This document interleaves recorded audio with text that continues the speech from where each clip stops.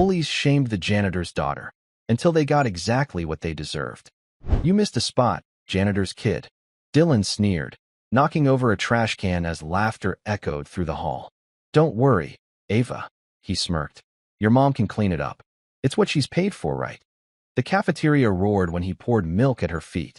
"Oops, guess your mom's on mop duty again." At just 12 years old, Ava Peterson, small, quiet, and invisible, was already marked as the outcast. But behind her stillness was a secret no one in Northwood High could imagine. A legacy forged not in fear, but in discipline and honor. And the moment she raised her head, locking eyes with the school's most feared bully, everything changed. Just before we dive in, let us know in the comments where you're watching from today. We love seeing how far these stories reach. And make sure you're subscribed so you don't miss tomorrow's special video. Now let's jump back in. Enjoy the story. A 12-year-old girl with a quiet secret was about to change everything for the town's toughest bullies. This small, unassuming child carried a legacy forged in discipline and honor. And soon, everyone at Northwood High School would learn that the greatest strength is not always what you can see. The morning air in the town of Oak Haven, Illinois, was crisp, carrying the scent of cut grass and old brick. It was a scent of tradition, of football games on Friday nights and quiet Sunday mornings. For Carol Peterson, it was the smell of a new beginning. For her 12-year-old daughter, Ava, it smelled only of uncertainty. Northwood High School rose before them, a formidable building of red brick and tall, imposing windows that seemed to look down on them with judgment. Carol squeezed her daughter's shoulder, her work keys jingling softly. "It's going to be okay, sweetie," she said, her voice a mixture of hope and exhaustion. "It's a good school. You'll make friends." Ava looked from her mother's worn hands to the massive school doors. She was small for her age, a slip of a girl with fine, blonde hair tied back in a simple ponytail. Her eyes, a startlingly clear blue, took in everything with a quiet, watchful intensity that was unusual for a child.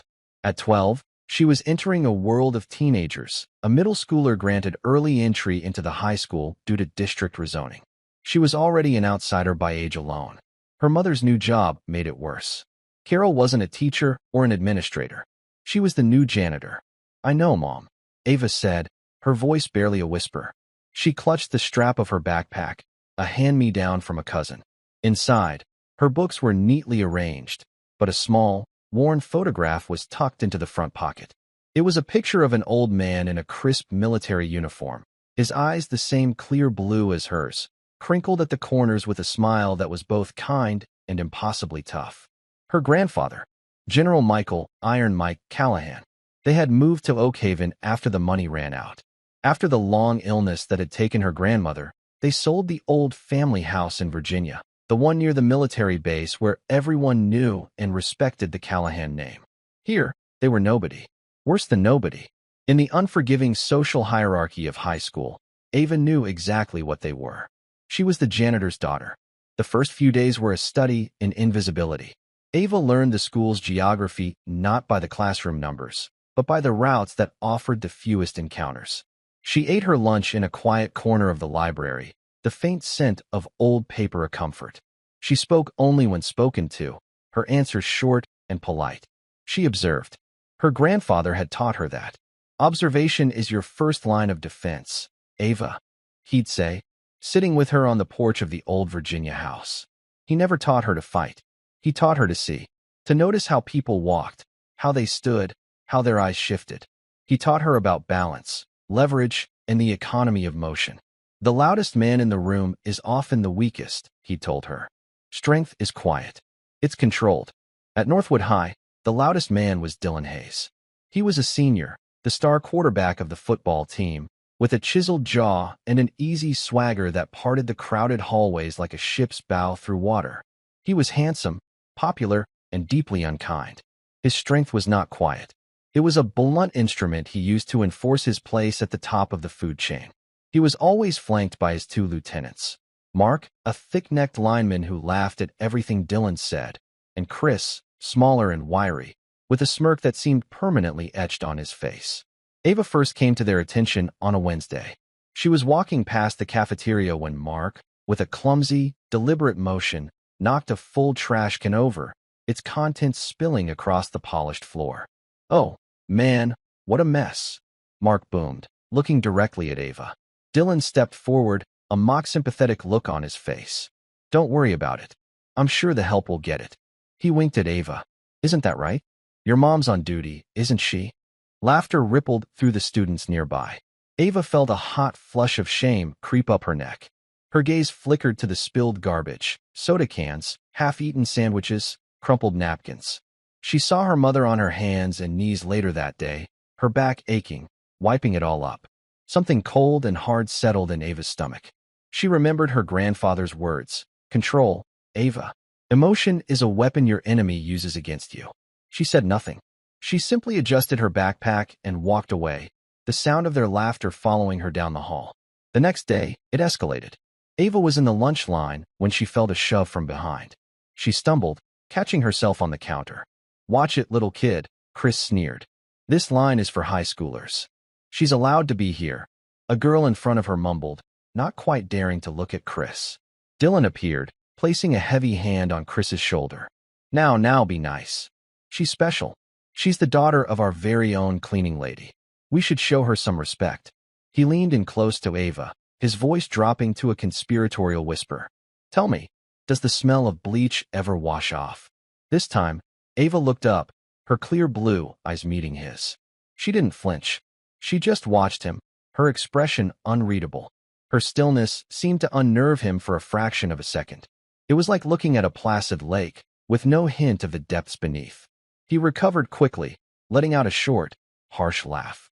He picked up a carton of milk from her tray, opened it, and poured it onto the floor at her feet. "Oops," he said, his voice dripping with false sincerity. "Clumsy me. Don't worry, I'm sure your mom can handle it. It's what she's paid for, right?" The entire cafeteria had gone quiet. Everyone was watching. Teachers were at the far end of the room, distracted. No one moved to intervene. Ava looked down at the puddle of milk spreading around her shoes. She felt the familiar anger, cold and sharp, but this time, something else rose with it, a quiet resolve. Her grandfather had taught her about strategic retreats, but he also taught her about holding the line. "There comes a time," he had said, "when you cannot give another inch, because if you do, you will lose more than just ground. You will lose yourself." This was that time. She slowly raised her head, her eyes locking onto Dylan's. The cafeteria was so silent, the hum of the fluorescent lights was audible. Her voice, when she spoke, was not a whisper.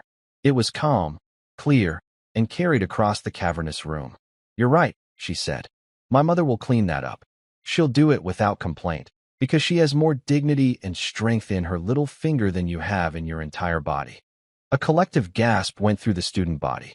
No one, ever, spoke to Dylan Hayes like that. Dylan's smile vanished. His face darkened with fury. "What did you just say to me, you little brat?" "You heard me," Ava continued, her voice unwavering.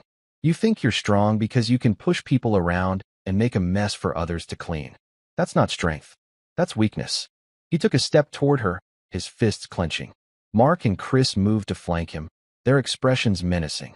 "You've got a big mouth for a little girl," Dylan growled. "And you've got a big ego for someone who has never been tested," Ava replied, her calm infuriating him further. She took a small, deliberate step forward, closing the distance between them. The move was so unexpected, so utterly fearless, that he hesitated. "I'm tired of this," she said, her voice dropping slightly, yet losing none of its intensity. "I'm tired of you disrespecting my mother. I'm tired of you thinking you can do whatever you want." She paused, letting the weight of her words settle in the silent room. "So let's settle it. After school. In the parking lot behind the gym. Just you and me." She looked from his face to his clenched fists. "No friends. No audience. We'll find out who's really weak." The challenge hung in the air, audacious and unbelievable. A 12-year-old girl, who barely reached Dylan's chest, had just challenged the king of the school to a fight. A wave of murmurs and whispers broke the silence. Dylan stared at her, his face a storm of disbelief and rage. He saw the challenge as the ultimate insult, an act of defiance so profound he couldn't ignore it. He leaned down until his face was inches from hers. "You have no idea what you've just done," he hissed. "You want to fight? You've got it. I'm going to enjoy teaching you a lesson. The lesson won't be for me. Ava said, her blue eyes as cold and steady as ice. She turned, picked up what was left of her lunch tray, and walked to the trash can, dumping it with a steady hand. Then, without a backward glance, she walked out of the cafeteria, leaving behind a sea of stunned faces and a fuming quarterback who had just accepted the most absurd challenge of his life. The catalyst was set. The line had been drawn. And in the quiet heart of a 12-year-old girl, a general's legacy was about to be unleashed. The news of the challenge spread through Northwood High like a wildfire. By the time the final bell rang, the story had morphed and grown. Some said Ava had threatened Dylan with a knife. Others claimed she was a secret martial arts expert. The most common theory was that the little girl had simply snapped. Everyone agreed on one thing. She was going to be annihilated. Ava spent her last class, history, in a state of calm focus. While the teacher lectured about ancient civilizations, Ava was running through different scenarios in her head. She cataloged Dylan's physical attributes from her observations. He was about 6 feet tall, maybe 180 pounds, all muscle. He was right-handed and favored his right side when moving, a common trait for quarterbacks. His aggression was his main weapon, but it was also his greatest weakness. He was a creature of impulse, not strategy. Her grandfather's voice echoed in her mind. Never fight angry, Ava. Anger is a flood. It drowns thought. Your mind must be like a quiet pond. See the ripples. Understand what causes them. Then, and only then, you act. As she walked out of the school, she saw her mother at the far end of the main hallway, pushing a large yellow cleaning cart. Carol looked up and gave her a small, worried wave. Ava knew her mother had heard the rumors. The whole school was buzzing. She gave her mom a reassuring nod, trying to convey a confidence she only partly felt. The weight of her promise, to settle this, was heavy, but the weight of the disrespect shown to her mother was heavier. The parking lot behind the gym was deserted, just as she'd hoped. The long shadows of the afternoon stretched across the cracked asphalt. A cool breeze rustled the leaves of the oak trees bordering the lot. It was a peaceful scene, a stark contrast to the violence that was promised. Dylan was already there. To Ava's surprise and relief, he had kept his word. He was alone. He had taken off his Letterman jacket and thrown it on the ground. He stood in a t-shirt and jeans, his arms crossed over his muscular chest. He looked like a predator waiting for its prey.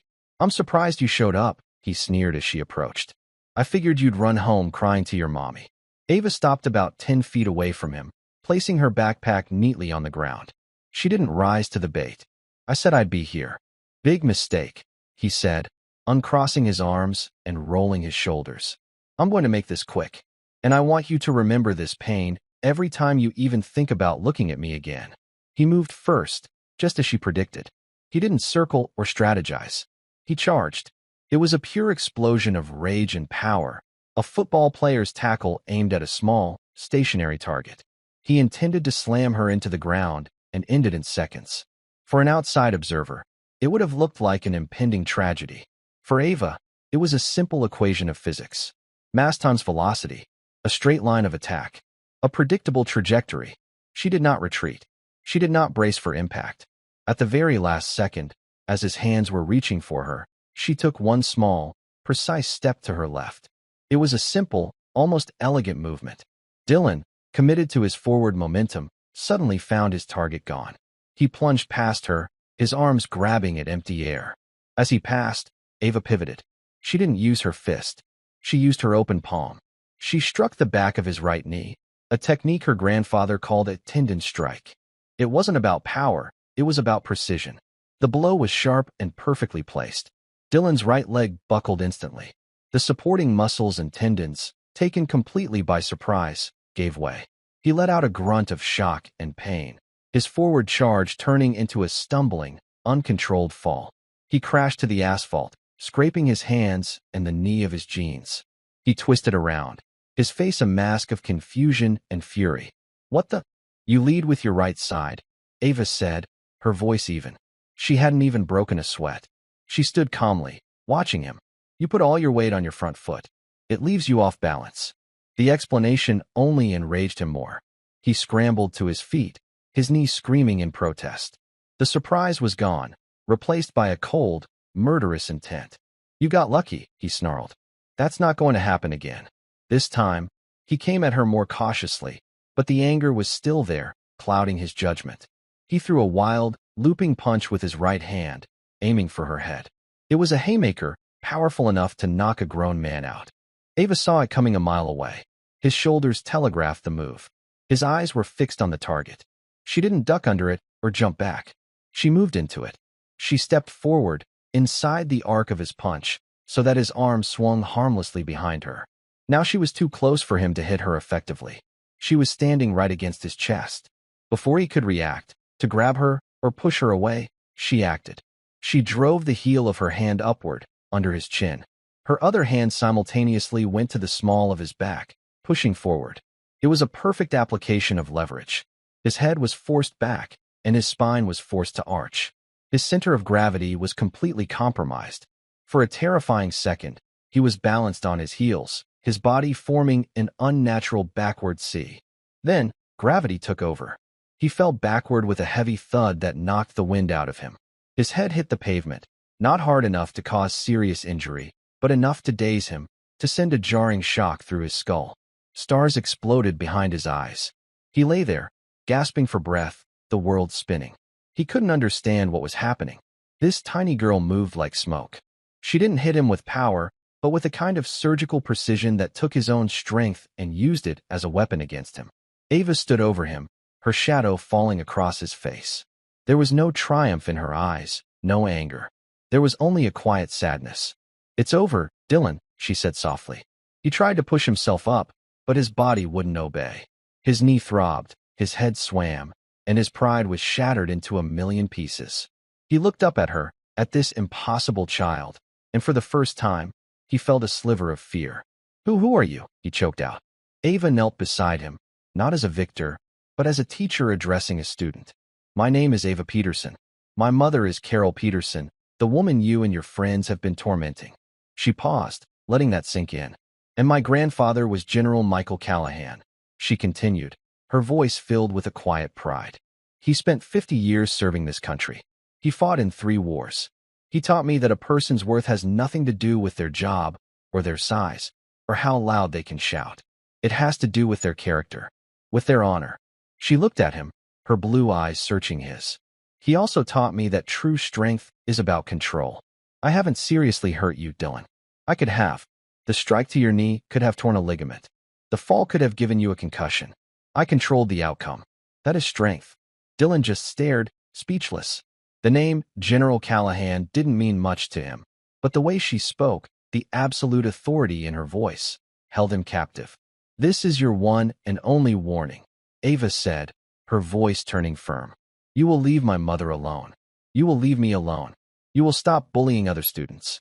You will find a better way to feel strong." She stood up and walked over to her backpack, slinging it over her shoulder. "If I see you or your friends bothering anyone again, our next conversation will be very different, and I won't be as careful." She turned and walked away, her small frame silhouetted against the setting sun. She didn't look back. She didn't need to. The lesson had been delivered. Dylan lay on the cold asphalt for a long time, the physical pain in his knee and head slowly being replaced by a deeper, more profound ache. He had been utterly and completely defeated. Not by fists, not by rage, but by a quiet, controlled precision he couldn't even begin to comprehend. The king of Northwood High had been dethroned by a 12-year-old girl in an empty parking lot, and the foundation of his entire world had crumbled beneath him. The silence in the aftermath of the confrontation was more potent than any rumor. Dylan didn't tell anyone what happened. He couldn't. How could he explain that a girl half his size had dismantled him in under a minute without throwing a single punch? He limped into school the next day, blaming a pulled muscle from football practice. He was sullen and withdrawn. When his friends, Mark and Chris, tried to joke about the little janitor's kid, he shot them a look so venomous they immediately fell silent. Ava, for her part, returned to her quiet routine. But something had changed. The space around her in the hallways seemed to widen slightly. Students would watch her, their eyes filled with a mixture of awe and confusion. They didn't know what had happened, but they knew that Dylan Hayes, the untouchable titan of their school, was now avoiding a 12-year-old girl. The power dynamic of Northwood High had been fractured, and no one knew what would come next. The story, however, did not stay buried. A teacher, Mr. Albright, a history teacher who was also a veteran, had seen the end of the confrontation from his classroom window. He hadn't seen the fight itself, but he had seen Dylan on the ground and Ava walking away. He also heard her mention her grandfather's name. General Michael "Iron Mike" Callahan was a legend in military circles, a figure of immense respect.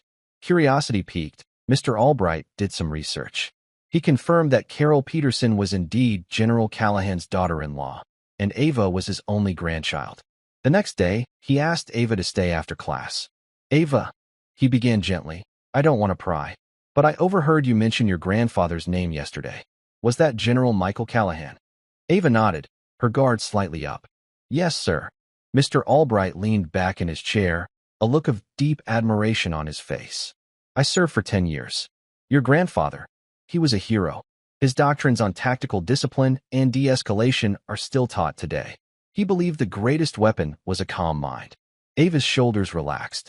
For the first time at this school, she felt seen. "He taught me a few things," she admitted. "I have no doubt," Mr. Albright said with a knowing smile.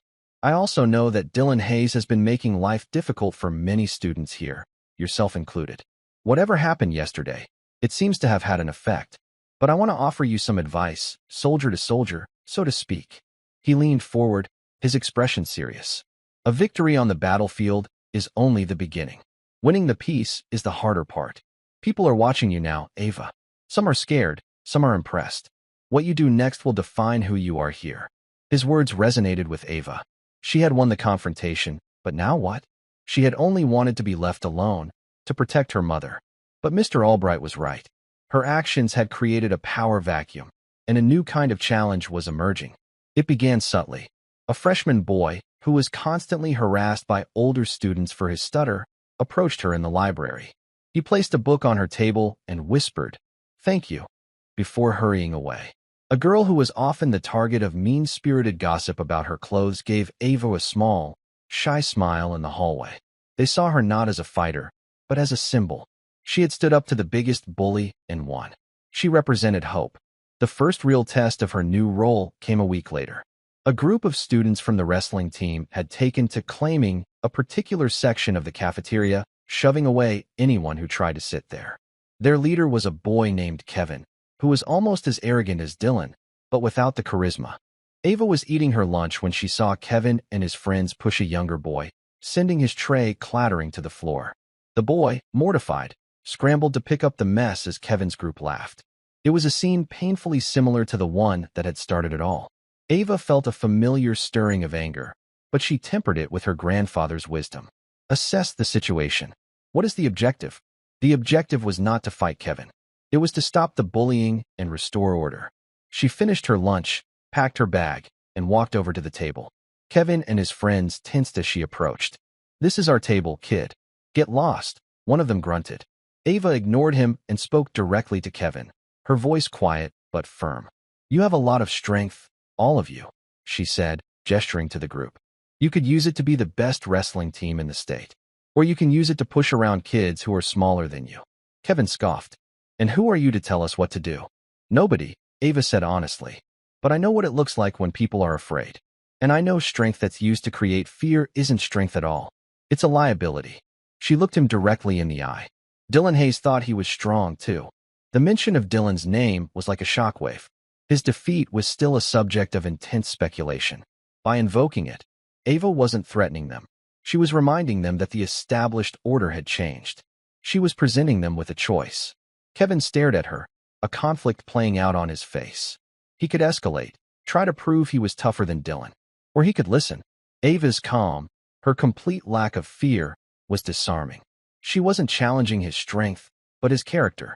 Finally, he looked away, a flicker of something, shame, perhaps, in his eyes. "Whatever," he muttered, turning back to his food. It wasn't an apology, but it was a concession. A small victory. Ava gave a slight nod and walked away. From that day on, while the wrestlers still sat at that table, they no longer shoved other students away. A tiny pocket of peace had been won. Mr. Albright had seen the exchange from across the cafeteria. He approached Ava later that day. "That was masterfully done, Ava," he said. "You disarmed him without a single threat. You used psychology. Your grandfather would have been proud." He paused. "You have a rare talent." Not just for self-defense, but for leadership. Have you ever thought about teaching others? Ava was taken aback. Teaching what? What your grandfather taught you, he replied. Not how to fight. How to be confident. How to stand up for yourself without throwing a punch. How to de-escalate a situation. There are a lot of kids in this school who could use that. They don't need a warrior. They need a teacher. The idea took root in Ava's mind. She had never considered it. Her skills were a private legacy, a connection to the man she missed so dearly. But what if Mr. Albright was right? What if the best way to honor her grandfather's memory wasn't just to use his teachings for herself, but to share them? Meanwhile, Dylan was on a journey of his own. His world had been upended. His friends treated him differently, with a new, subtle caution. The fear he used to command had been replaced by a quiet ridicule he could feel just beneath the surface of every conversation. He found himself watching Ava from a distance. He saw her interaction with the wrestling team. He saw the respectful nods she received from younger students. He saw that she wielded more power with her quiet confidence than he ever had with his fists and his reputation. The humiliation of his defeat began to slowly transform into a grudging respect, which then morphed into a painful, introspective curiosity. He needed to understand. One afternoon, he found her in the library, the one place he rarely set foot in. He approached her table hesitantly, his usual swagger completely gone. He looked awkward, like a lion trying to move through a field of porcelain. Ava looked up from her book, her expression neutral but watchful. Can I talk to you?" Dylan asked, his voice low. Ava simply nodded, gesturing to the empty chair opposite her.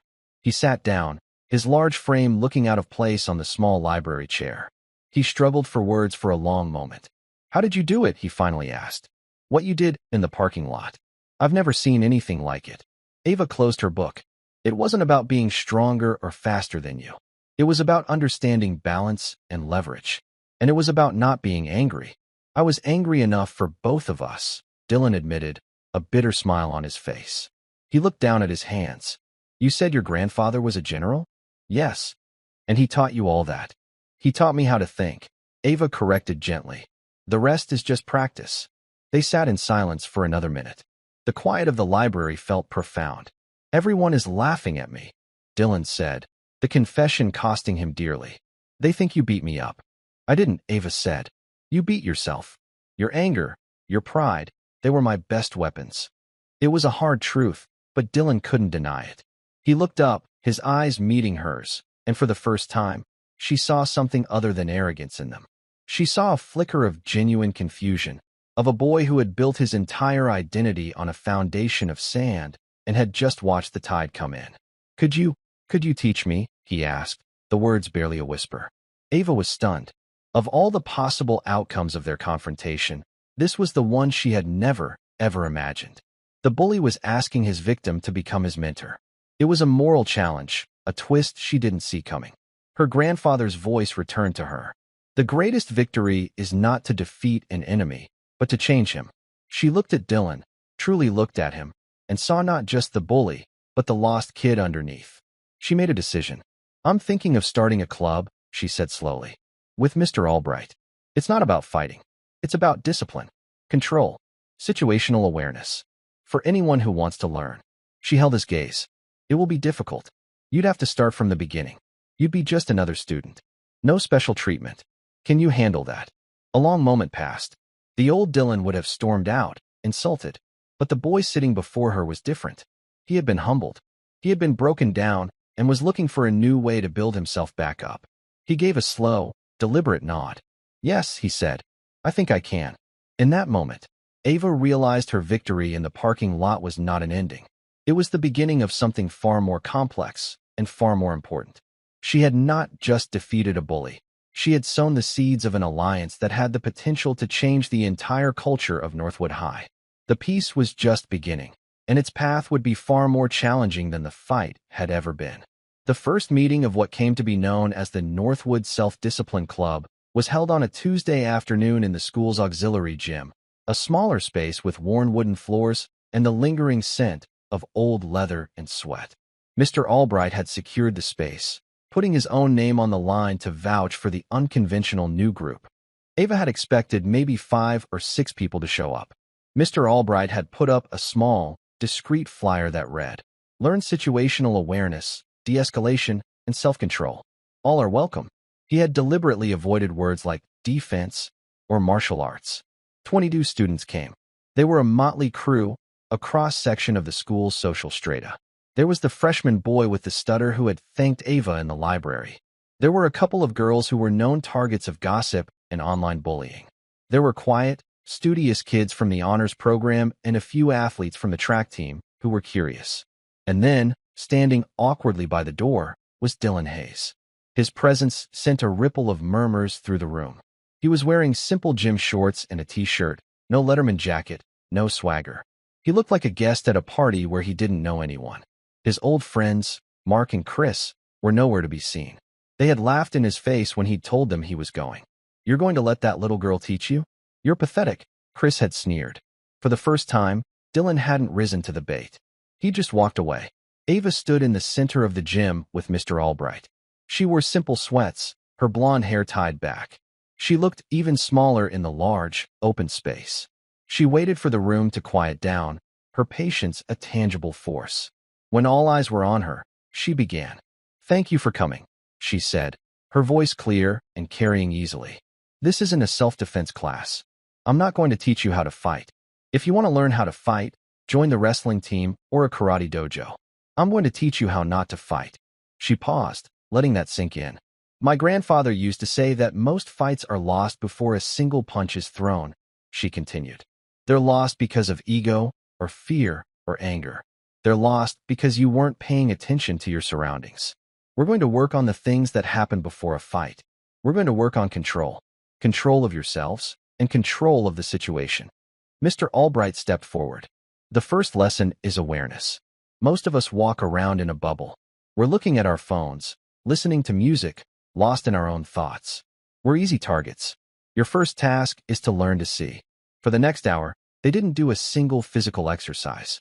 Instead, Mr. Albright and Ava led them through a series of observation drills. They had to close their eyes and describe the room in detail. The number of windows, the color of the mats stacked in the corner, the scuff marks on the floor. They worked in pairs, observing each other for 30 seconds, then turning around and trying to list 5 things about their partner's appearance. It was surprisingly difficult. Students who had been in the same classes for years couldn't remember the color of each other's eyes. Dylan, paired with the shy freshman boy, found himself struggling. He was used to being the center of attention, not paying attention to others. He fumbled through his description, feeling a flush of embarrassment. The freshman, however, timidly but accurately described the small scar above Dylan's eyebrow and the brand of his running shoes.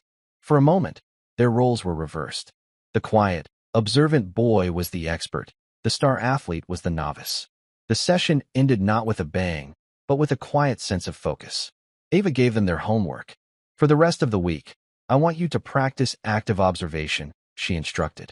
"When you walk down the hall, don't look at your phone. Look at the people. Notice who walks with confidence and who doesn't. Notice the exits in every room you enter. See the world around you. We'll discuss what you saw next week." As the students filed out, many of them buzzing with a newfound energy, Dylan hung back. "That's it?" he asked, a hint of his old skepticism in his voice. "We just looked at stuff? What did you see when you looked at David, the boy you were paired with?" Ava asked. Dylan shrugged. "I don't know. He's small. He stutters.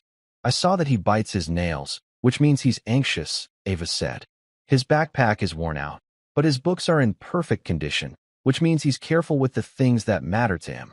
And he never looked you in the eye until the very end of the exercise. Then he did, just for a second, which means he's scared, but he's trying to be brave." She met Dylan's gaze. "You saw a stereotype. I saw a person.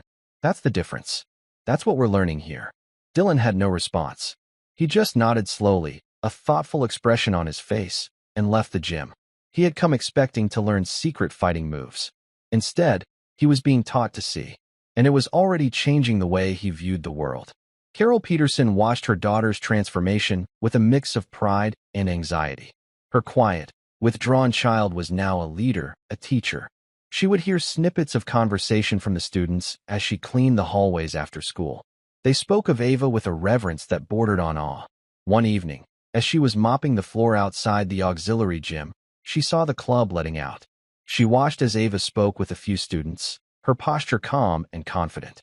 She saw Dylan Hayes, the boy who had caused her so much heartache, listening intently, nodding with a respect he had never shown an adult, let alone a 12-year-old. Later that night in their small apartment, which still smelled faintly of the industrial cleaners Carol used at work, she finally asked the question that had been weighing on her mind. "Are you sure about this, sweetie?" she asked, her hands busy mending a rip in Ava's jeans. "Teaching these kids?" "Teaching him." Ava sat at the kitchen table, finishing her homework. She looked up, her blue eyes serious. "I have to, Mom. It's what Grandpa would have done." "Your grandfather was a general, commanding soldiers," Carol said softly. "These are just kids. Hurt kids. Angry kids. Soldiers are the same," Ava replied. "He always said that you don't build a strong army by teaching people how to hate the enemy in front of them. You do it by teaching them to protect the person standing next to them. That's all I'm doing. I'm teaching them how to stand next to each other." Carol put down her sewing, walked over, and kissed the top of her daughter's head. The fear was still there, a knot in her stomach, but it was overshadowed by an immense wave of love. Her daughter had her father's eyes, but she had Michael Callahan's spirit. As the weeks went on, the club's sessions evolved.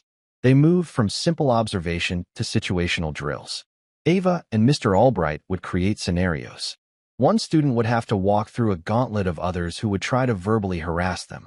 The goal wasn't to ignore the taunts, but to acknowledge them, control one's own emotional response, and move through the situation with calm purpose.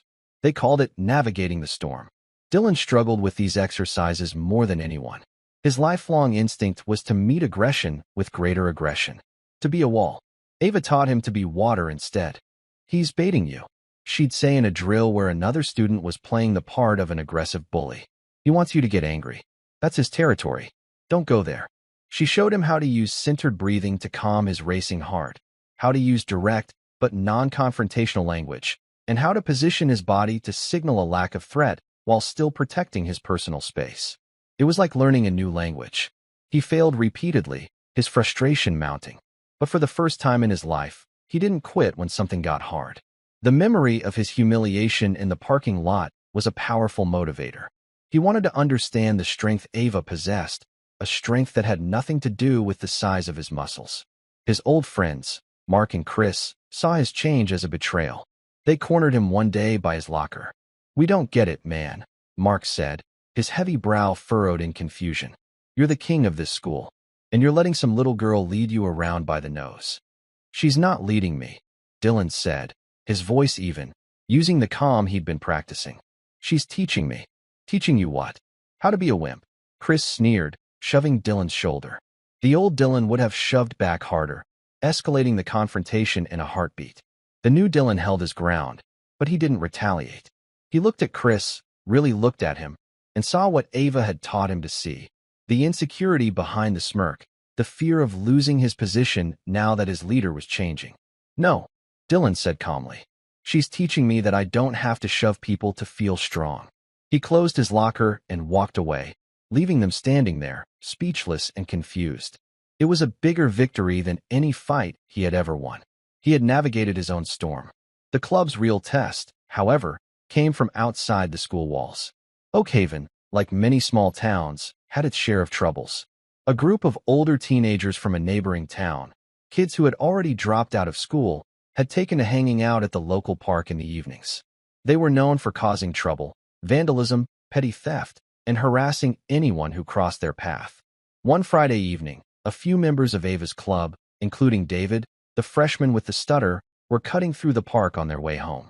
The group of older teens, led by a wiry, menacing boy named Rick, blocked their path. "Look what we have here," Rick said with a predatory grin, stepping in front of David. "Gonna give us your wallet? Or do we have to take it?" David froze, his old anxieties flooding back. His stutter, which had been improving with his newfound confidence, returned with a vengeance. I don't want any trouble," he stammered. The other club members, two sophomore girls, stood frozen in fear. Everything they had practiced in the gym suddenly felt a million miles away. This wasn't a drill. The threat was real. But then, the training kicked in. It wasn't Ava's voice they heard in their heads, but the principles she had taught them. Awareness. Control. De-escalation. One of the girls, Sarah, took a slow, deliberate breath, just as she'd been taught. She scanned the area. She saw the path Rick's group was blocking. She saw another path leading out of the park about 30 yards to their left. She saw the streetlights and the houses beyond them. They were not completely isolated. That was crucial information. She stepped forward slightly, not to confront Rick, but to stand beside David, a small gesture of solidarity. "We were just heading home," she said, her voice trembling slightly but clear. She didn't challenge Rick, she just stated a fact. Rick turned his attention to her. "Nobody's going anywhere until we get what we want." He took a step toward her. At that moment, a new voice cut through the tension. "I don't think you do." Everyone turned. Dylan Hayes was standing at the edge of the park, his gym bag slung over his shoulder. He had been on his way home from a workout and had seen the confrontation unfolding. Rick's group eyed him warily. Dylan was bigger than all of them, a known football star. He was an intimidating presence. "This ain't your business, Hayes," Rick snarled. "Walk away." The old Dylan would have charged in, fists flying. He would have seen this as a chance to reassert his dominance, to be the hero. But as he walked forward, his pace was measured, his hands open at his sides. He wasn't posturing. He wasn't angry. He was calm. He stopped a safe distance away, positioning himself so he wasn't blocking anyone's exit. He was creating space, not closing it. "These kids are with me," he said, his voice a low, steady rumble. "We're all just going home. There's no need for this to go any further." He wasn't threatening them. He was offering them a way out. He was de-escalating. He looked at Rick, making eye contact, and he saw the same things he had learned to see in Chris, the fear masquerading as aggression. "Look, man," Dylan said, his tone shifting, becoming almost conversational. "It's Friday night. We all have better things to do than this. Let us walk, and we all go on with our night. No harm, no foul." Rick was caught off guard. He had expected a fight, a challenge to his authority. He didn't know how to respond to this calm, reasonable approach, especially coming from someone who could clearly handle himself physically. His own group started to look uncertain, glancing at each other. The thrill of the confrontation was draining away, replaced by an awkward tension. Dylan's presence, combined with the unexpected lack of aggression, had completely changed the dynamic. He had taken control of the situation without raising his voice or his fists. Rick hesitated for another long moment, his ego warring with his common sense. Finally, he spat on the ground. "Whatever. They're not worth it anyway." He and his group backed off, melting back into the shadows of the park. For a moment, everyone was silent, the adrenaline slowly receding. David looked at Dylan, his eyes wide with gratitude and awe. You saved us." Dylan shook his head, a small, unfamiliar smile on his face. "No," he said, looking at Sarah and the other girl. "You saved yourselves. You stayed calm. You didn't panic. I just showed up at the end." He turned and looked back into the dark park. He understood now. The real power wasn't in the punch you threw. It was in the one you didn't have to. He had won a bigger victory that night than any he had ever achieved on the football field, and he hadn't laid a hand on anyone. He had won the peace. And as he walked the younger students home under the glow of the streetlights, he felt a sense of pride and purpose that was entirely new and infinitely more satisfying. The lesson was complete. The story of what happened in the park spread even faster than the story of the parking lot confrontation. This time, however, the narrative was different. It wasn't a story of a mysterious takedown. It was a public demonstration of a new kind of strength. Dylan Hayes, the former tyrant, had become a protector, and he had done it without violence. This single event solidified the club's reputation. It was no longer seen as a quirky group run by a strange little girl. It became a symbol of a changing tide at Northwood High. Membership swelled. Athletes, honor students, and kids from every social circle started showing up on Tuesdays. They weren't just coming to learn self-defense. They were coming to be part of the new culture that was taking root, a culture of mutual respect and quiet confidence.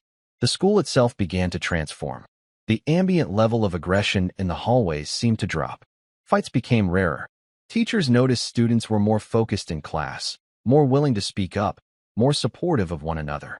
Mr. Albright started incorporating the club's principles into his history lessons, discussing the psychology of conflict in ancient Rome or the de-escalation tactics used by great diplomats. He called it living history. Dylan, once the enforcer of a brutal social hierarchy, became its unlikely guardian of peace. He would see a situation brewing in the cafeteria, a group of older kids intimidating a freshman, and he would simply walk over and stand there.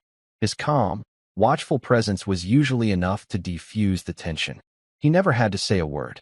He had learned from Ava that the loudest man in the room was the weakest, and now he was embracing the power of silence. He was a different person. He started studying, bringing his grades up. He quit the football team at the end of the season, telling the shocked coach that he wanted to focus on his future. He wasn't sure what that future was, but he knew it didn't involve running over people, on or off the field. Ava remained the quiet center of it all. She never sought the spotlight. During club meetings, she would often let senior members, like Dylan or Sarah, lead the drills. She was the architect, the strategist, content to watch the structure she had designed grow stronger. She had found her place, not by trying to fit in, but by creating a space where everyone else could. She and her mother were no longer just the janitor and her daughter. They were integral parts of the Northwood community. Carol would often find small gifts left for her on her cleaning card: an apple, a flower, a thank you note. The disrespect that had once been a daily torment had vanished completely. But such a profound change could not go unnoticed, and not all attention was positive. Rumors began to circulate among the parents and the school board. Divorced from context, the stories sounded alarming. They heard about a fight club run by a middle schooler. They heard that the former school bully, Dylan Hayes, was her second in command. They heard that students were being taught military techniques. The concern was spearheaded by a school board member named Mrs. Jennings, a stern woman who believed discipline was the sole purview of adults, and that any student-led group was a recipe for disaster. She saw the world in black and white, and to her, a club that involved any form of physical confrontation was a liability waiting to happen. She called an emergency meeting of the Parent-Teacher Association with the club's future on the agenda. The motion was simple: to immediately and permanently disband the Northwood Self-Discipline Club. Mr. Albright was summoned to the principal's office. He found Principal Thompson looking grim, with Mrs. Jennings sitting stiffly in the chair opposite his desk. "Frank, I've supported this club of yours," the principal began, his voice heavy. "I've seen the positive effects, but the board is getting immense pressure. Parents are worried." Mrs. Jennings has compiled a dossier. Mrs. Jennings slid a thick folder across the desk. "This club, run by a 12-year-old and a reformed bully, is a powder keg," she stated, her voice sharp and accusatory. "It teaches violence. It encourages vigilantism. We have a zero-tolerance policy for fighting at this school, and you are running a class on the subject. It must be shut down before a child gets seriously hurt and the school is sued for negligence." "With all due respect, Mrs. Jennings, you are fundamentally mistaken about what we teach," Mr. Albright countered, his voice firm but respectful. "We teach the opposite of violence. We teach control, awareness, and de-escalation. We have reduced the number of incidents at this school by nearly 60% in 3 months." "Anecdotal evidence," Mrs. Jennings snapped. "The risk is unacceptable. The board will be voting on this at the public meeting next Thursday. I suggest you and your little leader prepare for the inevitable." The news hit the club like a physical blow. The space they had built, the community they had forged, was under threat. Their first instinct was anger. They felt misunderstood, unfairly judged. "We should protest," one student shouted at their next meeting. "We should show them what we can do," said another. The gym buzzed with indignant energy. It was a storm, the very kind they had trained to navigate. Ava let them vent. She stood quietly, listening, her expression unreadable. Dylan stood beside her, his jaw tight with a familiar, old anger. He felt a primal urge to fight, to lash out at the injustice. But he looked at Ava, and he saw her calm, and it reminded him of his training. Anger is a flood. It drowns thought. When the room finally quieted down, all eyes turned to Ava. "They're afraid," she said simply. "Mrs. Jennings, the parents, they're afraid of what they don't understand. If we protest, if we get angry, we will only prove them right. We will look like the violent kids they think we are. So what do? Just let them shut us down?" Sarah asked, her voice laced with despair. "No," Ava said. "We don't tell them what we do. We show them." She looked around the room, meeting the eyes of every student. "We will attend the school board meeting. and we will give them a demonstration, not of fighting, of control, of awareness, of discipline. A new energy filled the room, replacing anger with purpose. This was their final test. It wouldn't be in a parking lot or a park. It would be in a brightly lit auditorium, in front of the adults who held their fate in their hands. They would have to win the peace. The night of the school board meeting, the auditorium was packed. Parents, teachers, and students filled the seats. Mrs. Jennings sat with the other board members on the stage, a look of grim satisfaction on her face. She had the votes. This was a formality. The agenda item was announced. A vote on the immediate dissolution of the unsanctioned self-discipline club. Mrs. Jennings spoke first, laying out her case with cold precision. She used inflammatory language, talking about the dangers of amateur martial arts, the psychological risks of putting a known bully in a position of power, and the irresponsibility of allowing a mere child to instruct other students. When she finished, there was a tense silence. The principal then called on Mr. Albright to speak. He walked to the podium and placed a single piece of paper on it. "Good evening," he said. "I could stand here and give you statistics about reduced detentions and fewer fights. I could give you testimonials from teachers about the improved atmosphere in our school. But I don't believe that's what's needed tonight. The core of this issue, as Mrs. Jennings has pointed out, is a lack of understanding." He turned to the board. "So, with your permission, I would like to turn my time over to the students of the club for a brief demonstration." Mrs. Jennings started to object, but the board chairman, a thoughtful man named Mr. Henderson, motioned for her to be silent. "Proceed, Mr. Albright." Ava walked onto the stage.